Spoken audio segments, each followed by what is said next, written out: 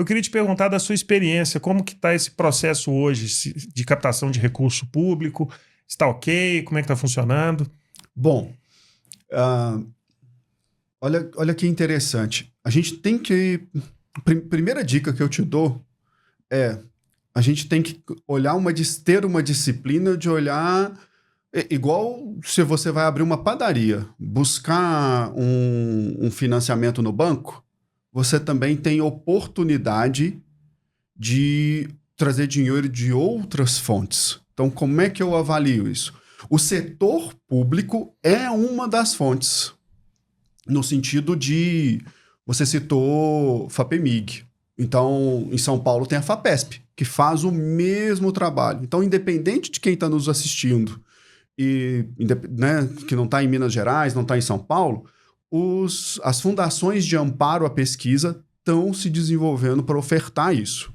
Então, a primeira coisa é que não tinha na sua época, porque basicamente eu comecei a entender de captação de recurso, você falou 2010, basicamente nessa época, 2010, 2011. Por sorte, eu voltei de Portugal e consegui uma bolsa da FAPEMIG para trabalhar na Funsoft, um ICT, um Instituto de Ciência e Tecnologia, que tem muito essa competência.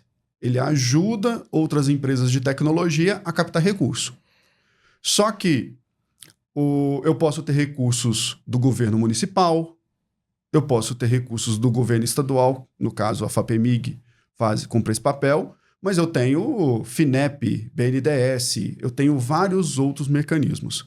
Então, a primeira dica que eu dou é: existe uma disciplina como empreendedor que é olhar a oportunidade de financiamento fora dos bancos tradicionais. Sim. Quando eu participo, às vezes, de eu tenho uma startup do ramo do agro, eu posso monitorar também, para esse primeira alavancagem, programas que talvez sejam financiados por empresas privadas. Mas vamos lá para eu ir direto na sua pergunta. Você perguntou, mas eu quis trazer vamos dar um zoom, senão a gente olha e desiste. Essa que é a questão que você comentou. Por isso ser a primeira vez que você está fazendo, você sofre por esse aprendizado, e aí você fala, não vou fazer isso mais. Independente se for outro setor. Então, o primeiro, vamos falar, que eu levo para a vida e gosto sempre de compartilhar. Existem... eu tenho uma ideia boa, eu tenho um projeto interessante, o mercado necessita disso. Você não pode pensar só com o seu bolso. Existe dinheiro para boas oportunidades. Tá? Claro que é evidente que a FAPEMIG, por exemplo, tem um papel muito grande de ajudar aquelas pesquisas mais básicas a dar um próximo passo para validação. Senão ela não vai seguir. Então, nesse sentido, o que é importante? Mapear quais são as instituições que têm dinheiro para mim.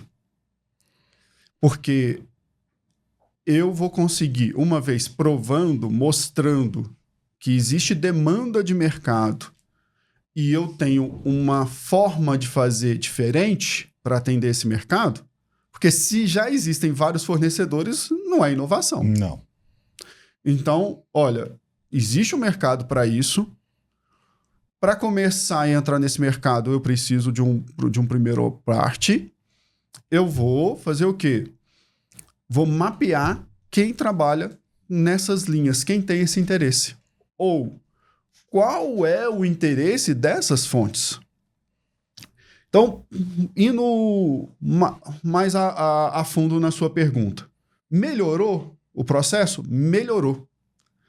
Melhorou porque essas entidades estão mais atentas e sensíveis, que ela hoje ela não dá dinheiro só para pesquisador, ela dá dinheiro para empreendedor. E ela e pessoas que estão lá, não só na FAPEMIG, mas no governo de Minas, né, que tem obrigação, por exemplo, de fazer os repasses para a FAPEMIG, também estão escutando as demandas do interior, falando assim, olha, eu não consigo passar porque o edital tem uma regra XPTO. Então, esses editais, acho que uma grande conquista hoje para a FAPEMIG atual, né, quando a gente está gravando esse podcast, é o professor Carlos Arruda, que era gestor de inovação, né, um pesquisador de inovação da Fundação Dom Cabral, ou seja, qual é o viés do Dom Cabral? É ajudar o empresário, a visão empreendedora, é uma das 10 melhores escolas do mundo de negócios, e ele assume a presidência da FAPEMIG. Então, isso é um bom sinal que as coisas estão sensíveis a essas adaptações. Porque senão você pega... nada contra, eu sou... na minha outra encarnação eu já fui dirigente de instituição de ensino, etc. Mas você pega, às vezes, um reitor com carreira só acadêmica, que a carreira profissional dele foi ser um bom professor, coordenador, diretor de faculdade e reitor, ele não vai ter a mesma sensibilidade do empreendedor. Não, com certeza. Tem coisas que só aprende na prática, né? É muito interessante você falar isso, porque foi exatamente o que a gente passou. Assim, primeiro, né, no momento em que nos foi indicada a possibilidade de usar um recurso da FAPEMIG, a gente teve uma reunião com o presidente da FAPEMIG e ele usou um argumento que eu achei muito interessante. Ele falou, olha, o Brasil ele tem um volume muito grande de trabalhos, papers, pesquisas científicas sendo publicadas, mas o número de patentes que o Brasil efetua é muito pequeno. E é nosso papel mudar essa realidade. Então a gente tem que sair do foco apenas na pesquisa, não que ela não seja importante, pelo contrário, ela é muito importante, mas a gente tem que expandir a nossa produção de propriedade intelectual que gere resultado financeiro, que é o que cresce o país.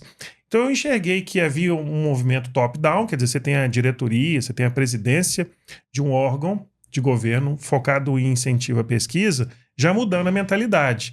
Tanto que quando o edital saiu, a gente pesquisou, participou, mas a gente percebeu também que a prática do órgão na condução do processo ainda era muito focada num modelo, provavelmente foi porque o que ela fez a vida toda, e você ter uma parte da sua estrutura focada no setor privado é muito diferente, né, de você financiar pesquisador. Então, assim, mas uma das coisas que é fantástica disso é que o dinheiro é um dinheiro que ele é te dado, né? Você não é um empréstimo que você faz no banco que vai incidir juros e você tem que pagá-lo no final. Então, é realmente um apoio à inovação. E pelo que você está falando, então, esses processos e esses órgãos, nós estamos falando de 2010, já são 13 anos, 14 anos, eles aprenderam com o processo e estão mais focados, então, no mercado, né? Sim. E aí você trouxe um ponto muito legal que, assim, é interessante que a gente consegui viver essa transição que lá em 2010 a gente chamava isso de fundo perdido. E olha que mensagem ruim que isso dava.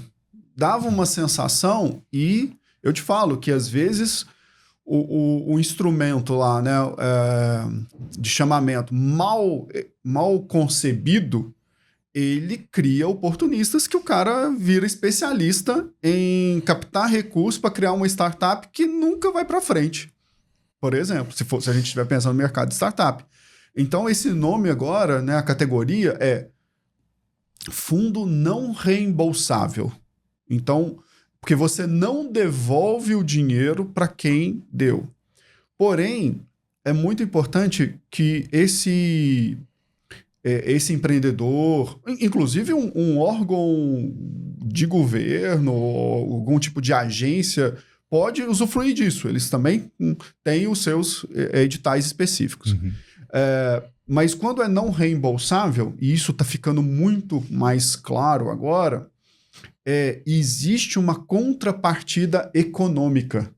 Então, vou te dar um exemplo até para fugir do fundo de amparo e pegar, por exemplo, o que eu já vi institutos federais, os IFMGs, promoverem isso. Então, o IFMG fala assim, olha, se você, aluno, pesquisador, conseguir uma contrapartida econômica de uma empresa, eu financio uma determinada pesquisa. Então, eu já participei de banca, aprovando projetos de alunos do IFMG de Formiga, junto com eu vou falar Fiat, porque nós mineiros a gente falou Fiat, mas a gente tá falando do Grupo Stellantis, né? Sim. Na época devia ser FCA, alguma coisa assim. Mas falar Fiat eu acho que fica fácil. Sim. Junto com a Fiat. Então, existe modelos onde eu não vou devolver o dinheiro, mas fica claro, e para isso às vezes precisa dessa prestação de contas um pouco mais, que a gente não está tão acostumado a fazer dentro das empresas, que é a contrapartida econômica. Pô, eu vou colocar um profissional meu X horas executando esse projeto. Eu vou usar a infraestrutura se fosse na academia seria um laboratório, mas de um espaço físico, de um equipamento da empresa, que esse equipamento custou 300 mil, 500 mil reais. Então, você quantifica tudo isso e mostra, olha, eu também estou dividindo o risco. Porque esse que é o pulo do gato do financiamento para inovação. Inovar, a probabilidade de dar errado é muito alta. Como é que eu diminuo esse risco, esse custo de oportunidade? Buscando recurso. Acho que até o Jeff Bezos, né, falou assim, se não tem chance de dar errado, não é inovação.